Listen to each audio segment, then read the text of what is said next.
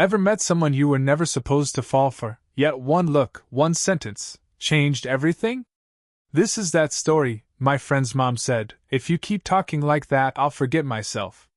Before we begin, tell me in the comments, where are you watching from, and what do you think this story is really about? It started like any ordinary weekend visit, nothing dramatic, nothing planned. I hadn't seen my old college friend in months, and he'd invited me over for dinner. I remember the quiet hum of the late afternoon as I parked outside his house, that familiar neighborhood smell of wet soil and sunlight fading through the trees. But even before I rang the bell, something about the moment felt heavier, slower, like time was waiting for me to notice it. The door opened, and she stood there. I'd met her years ago, back when we were reckless students who never noticed how adults carried themselves. She was my friend's mother, polite, distant, the kind of woman who made you fix your posture without saying a word. But now, standing in the doorway, she seemed different. Or maybe I was. She smiled softly, that kind of smile that doesn't demand attention but somehow holds it. "You've changed," she said, her voice warm, touched by surprise. I laughed lightly. "I hope for the better." Her eyes lingered for half a second too long, assessing, remembering. Then she stepped aside. "Come in. He's out back." The house smelled faintly of jasmine tea and something baking in the oven, the same scent I remembered from years ago, only now it stirred something deeper, something uncomfortably human. In the kitchen, sunlight spilled across the counter where she stood, sleeves rolled up, her hair tied loosely, a few strands escaping to brush her cheek. She wasn't trying to look beautiful. She simply was. "You still take your tea without sugar?" she asked, without looking up. I nodded. She remembered. That small detail, my preference from years ago, should have meant nothing. Yet somehow, it meant everything. We sat at the table while she waited for her son to finish a phone call outside. She asked about work, about life in the city, about whether I ever found time to rest. Her questions weren't idle, they were attentive. She listened the way people rarely do anymore, eyes steady, tone calm, every word deliberate. I found myself talking more than I intended, not to impress her, but because her silence made space for honesty. For the first time in a long while, I felt seen, not for what I'd achieved, but for what I'd quietly carried. When my friend joined us, the spell broke. Conversation turned casual again. But even as laughter filled the room, I found my attention drawn back to her, the way she brushed flour off her hands, the gentle crease at the corner of her eyes when she smiled. And when I stood to leave, she placed a hand on my arm lightly, a gesture meant to be polite, but it stopped my breath. "You've grown into a fine man," she said quietly. It was a simple sentence. Yet somehow, in that moment, it felt like the beginning of something I wasn't supposed to feel. The visits became routine, or at least that's what I told myself. Sometimes I'd stop by to see my friend, help him with a project, or just catch up. But somewhere between those excuses, it became something else. She was always there, calm, unhurried, her presence grounding the house in a way no one else could. It started with small exchanges. A cup of tea. A question about my work. A quiet comment about the weather. But the pauses between her words were what stayed with me, those seconds where her eyes lingered, thoughtful, as if she was trying to understand more than what I said. One evening, my friend had gone upstairs to take a call, and she and I ended up alone in the kitchen again. The soft hum of the refrigerator, the clinking of cups, the low light from the stove, everything felt still, like a moment suspended between past and present. She leaned against the counter and asked, "You always think before you speak, don't you?" I smiled. "Only when the words matter." Her expression softened, and something unreadable flickered in her eyes, admiration, maybe? Or recognition. "Most people just talk to fill the silence," she said quietly. "Maybe that's why I like silence," I replied. It wasn't flirting, not in the usual sense. There was nothing bold or suggestive in her tone. Yet the air between us carried weight, a gentle pull, unspoken, undeniable. Over time, our conversations stretched longer.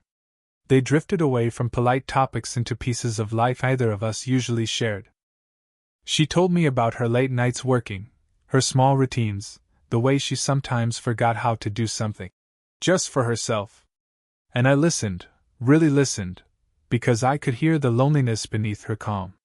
Once she mentioned a song she used to love, an old ballad her husband hated because it made her too sentimental. I found the song later that night and played it alone in my car. The melody clung to me for days. Sometimes she'd laugh at my stories, not the forced kind of laughter people give to be polite, but real, full, surprising even to her. Each time it happened, she'd catch herself, glance away, almost embarrassed. That laugh became something I wanted to hear again, not because it was loud or perfect, but because it was rare. One evening, the conversation drifted to age, unplanned, inevitable. "You're not that young anymore," she teased. I chuckled. "Compared to who?" "Compared to the person you used to be," she said, her tone soft, almost reflective. There was silence again. Only the sound of rain tapping gently outside. She looked down at her tea, then back at me. "You've changed," she whispered. And though she smiled afterward, the words carried more weight than they should have. That night, when I left her home, I realized something I didn't want to admit. It wasn't the tea, or the warmth of the place, or even friendship that drew me back again and again. It was her. The quiet, impossible gravity of her presence, pulling me closer, one conversation at a time. It happened on an evening that had no reason to stand out. The sky had turned heavy with rain, the kind that blurs the city lights into soft halos. I'd stopped by just to drop something off for my friend, a book he'd left at my place. He wasn't home. She answered the door instead, holding a folded cardigan around her shoulders. "You can wait for him," she said. "He should be back soon." Her voice was gentle, but the invitation felt heavier than the words themselves. Inside, the house smelled of rain and lemon soap. A soft instrumental melody played from the living room. She offered tea. I accepted, though I didn't need it. Truth was, I just didn't want to leave. We sat across from each other, her on the sofa, me in the armchair opposite.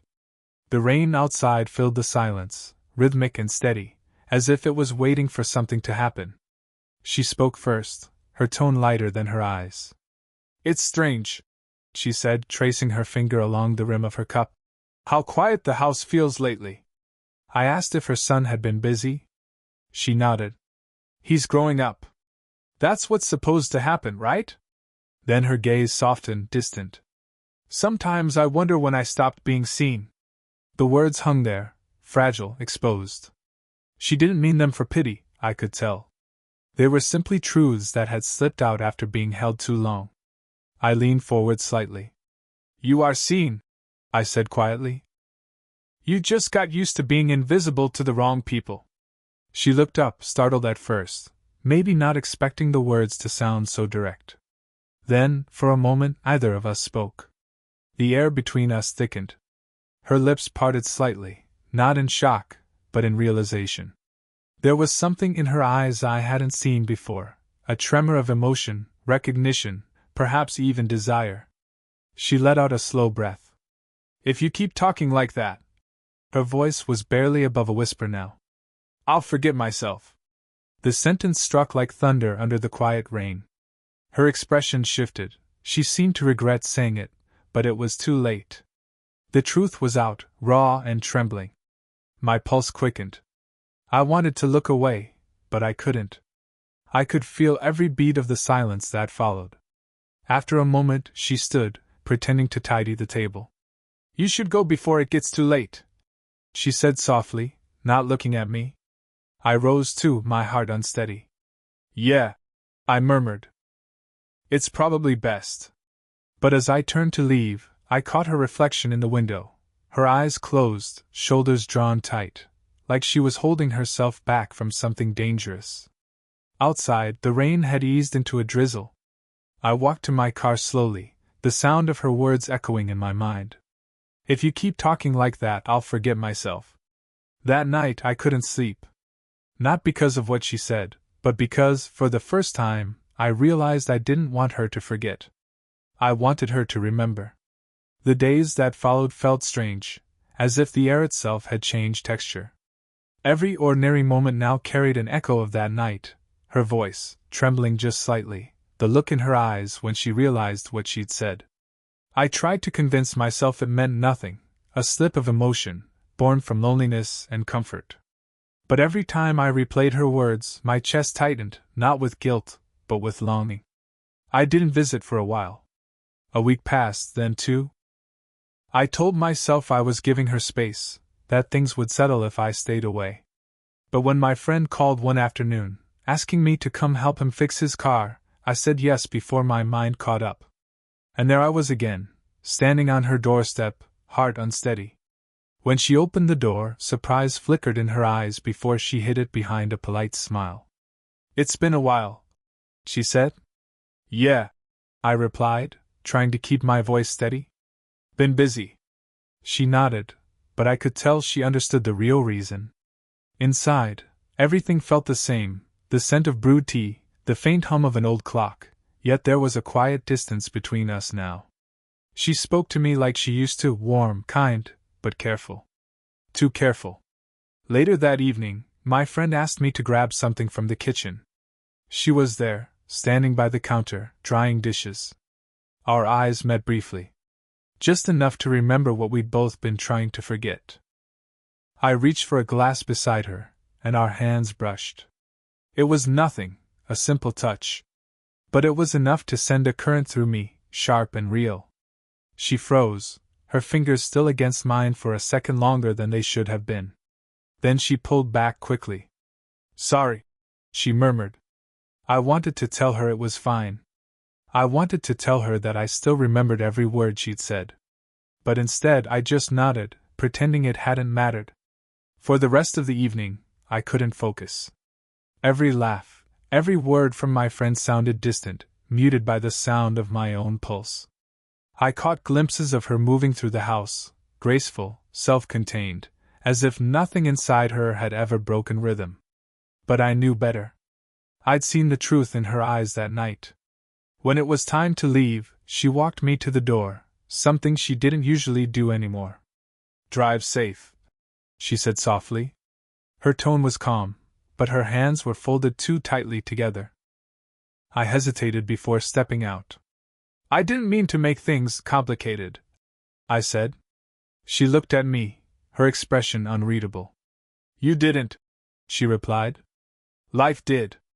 And then she smiled, faint, restrained, heartbreaking in its composure. I wanted to say something more, but I couldn't. There was too much at stake, her peace, her dignity, my friendship. That night, as I lay awake, I realized something cruel about boundaries. They don't always protect you from what's wrong. Sometimes, they only remind you how close you've come to what you truly want. It was a Friday evening in late spring when everything came undone. The sky was still streaked with orange light when I arrived.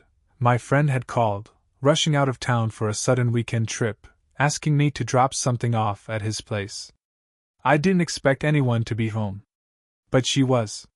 She opened the door wearing a simple gray sweater, hair loosely pinned, eyes soft with mild surprise. "He just left," she said, her voice low, almost apologetic. "But you can come in. I was just starting dinner." I should have left then. I knew I should have. Instead, I said the one word that changed everything. "Okay."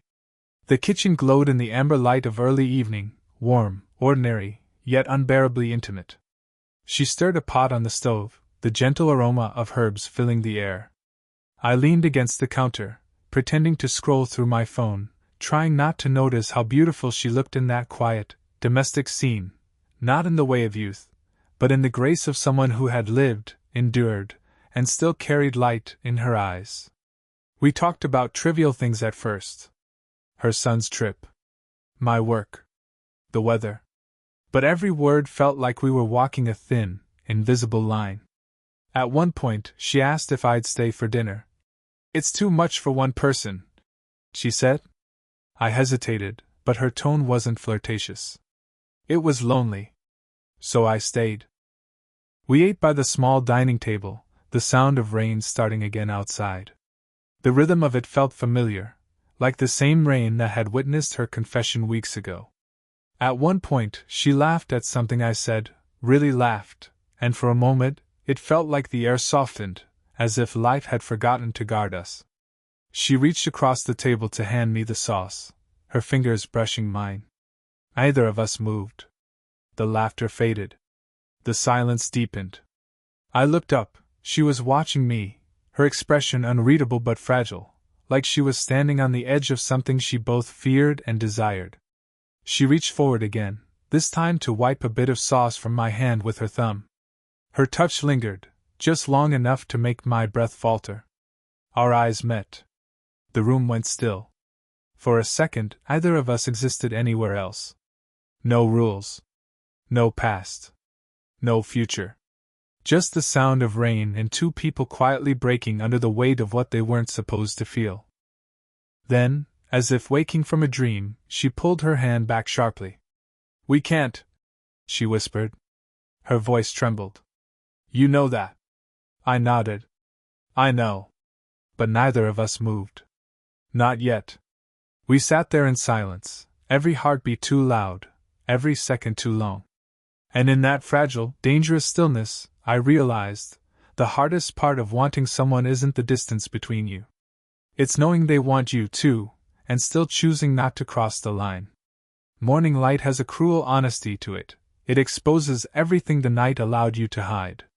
When I woke the next day, the world felt heavy. The memory of last night wasn't blurred by guilt or regret, it was too clear. The sound of her voice, that single tremor when she said, "We can't," it echoed in me like unfinished music. I tried to distract myself, but it was useless. Every ordinary thing reminded me of her, the scent of tea, the rain tapping the window, even the quiet hum of morning traffic. It was as if the world had conspired to replay her in fragments I couldn't escape. I decided to return the next day, not to see her, but to leave a book I had borrowed. That's what I told myself. When she opened the door, she seemed startled, maybe even relieved. Her eyes were tired, but her voice steady. "You didn't have to come." "I know," I said. "But I wanted to." The silence that followed wasn't awkward, it was full. Full of everything we'd said, and everything we hadn't dared to. She motioned for me to come in, out of habit maybe, and we stood there in the kitchen again, the same place where we had almost lost ourselves. Neither of us spoke for a long moment. Finally, she exhaled. "I shouldn't have let things go that far," she said softly, almost to herself. I shook my head. "You didn't." She met my eyes, searching, unsure. "Then what was it?" "A reminder," I said quietly. "That you're still someone who can make another person forget the rest of the world." Her lips parted, not to argue, not to protest, but to breathe shakily, like the words had touched something she'd long buried. She looked away, blinking hard. "You shouldn't say things like that." I took a slow step closer. "Maybe. But someone should have said them to you long ago." The distance between us was small now, not just physically, but emotionally stripped bare. There was no pretense left. No polite boundaries, no excuses. Just truth, raw and trembling. Her hand moved, not toward me, but to rest against the counter, steadying herself. "You have no idea what this could do," she said quietly. "Maybe I do," I replied. "Maybe that's why I'm saying it now, because I'd rather you remember this moment than keep pretending it never existed." Her eyes shimmered with something, gratitude, pain, maybe both. She reached out, almost unconsciously, her fingers brushing my arm, a soft, lingering touch that said more than words ever could. "Maybe in another life," she murmured, "when things didn't come with consequences." I smiled faintly, my throat tightening. "Then I guess we'll just have to be grateful for this one, even if it's not the life we wanted." She gave a small, trembling laugh, part sadness, part relief. And for the first time, I saw peace in her expression. Not because the feeling was gone, but because it had finally been understood. When I left, I didn't look back. Some moments aren't meant to be repeated, they're meant to be remembered, precisely because they end. Weeks passed before I saw her again. Life, as it does, moved on, or at least pretended to. My friend returned, work grew busier, and the rhythm of ordinary days filled the silence that used to ache. Yet every so often, I'd catch myself turning down the same street, slowing as I passed her house. The curtains were usually drawn, a faint shadow moving behind them, maybe her, maybe not. I never stopped. Not once. But my chest always tightened, as if a piece of me still lingered there, waiting by her door. It was early autumn when I finally did see her again. My friend had invited me for a small get-together, nothing special, just a casual dinner. I almost said no. But curiosity, or maybe something deeper, led me back. When she opened the door, her expression was calm, the kind of calm that only comes after a storm has already taken what it came for. Her hair was shorter now, a few soft strands brushing her face. She looked lighter. For a moment, we simply looked at each other, both searching for the right tone, not too warm, not too distant. Something human. "It's been a while," I said finally. She smiled, a real, quiet smile. "It has." The evening passed gently. There were others there, laughter filling the air, conversation flowing easily. From across the room, I could hear her laugh, softer now, unguarded. It filled the space differently, without hesitation. And I realized something that both comforted and broke me: she didn't need me anymore. Whatever wound had drawn us close, she had healed it, or at least learned how to live with the scar. Later, as I was leaving, she followed me to the doorway. It was almost like old times, the air between us calm, warm, but no longer trembling with what-ifs. "You're doing well," she said. It wasn't a question. I nodded. "Trying to." She smiled faintly. "You always were better at pretending than you thought." We stood there, either of us moving. The night air was cool, the soft chirping of crickets filled the silence. After a moment, she said quietly, "You always knew how to make people feel seen." Her words caught me off guard, not because of what they meant, but because of how gently she said them. I swallowed. Maybe I just learned from someone who needed to remember she was. Her eyes glistened, not with tears, but with warmth, deep, steady, peaceful. She reached out and touched my sleeve lightly, the way you touch someone when you're saying goodbye without wanting to make it hurt. "Take care of yourself," she whispered. "You too." And that was it. No grand farewell, no final confession, just two people who had shared something sacred, now letting it rest quietly where it belonged. As I walked away, I didn't look back this time. Because some stories don't end with promises or regrets. They end in silence, in peace, in knowing that for a brief, impossible moment, two lives had met exactly when they needed to. And that was enough. If this story touched something in you, if you've ever felt that quiet pull towards someone you weren't supposed to love, tell me in the comments what part hit you the hardest. Speech Balloon, and don't forget to like, subscribe, and share this video so more people can feel this kind of story too. Your support helps keep these moments, real, raw, and human, alive.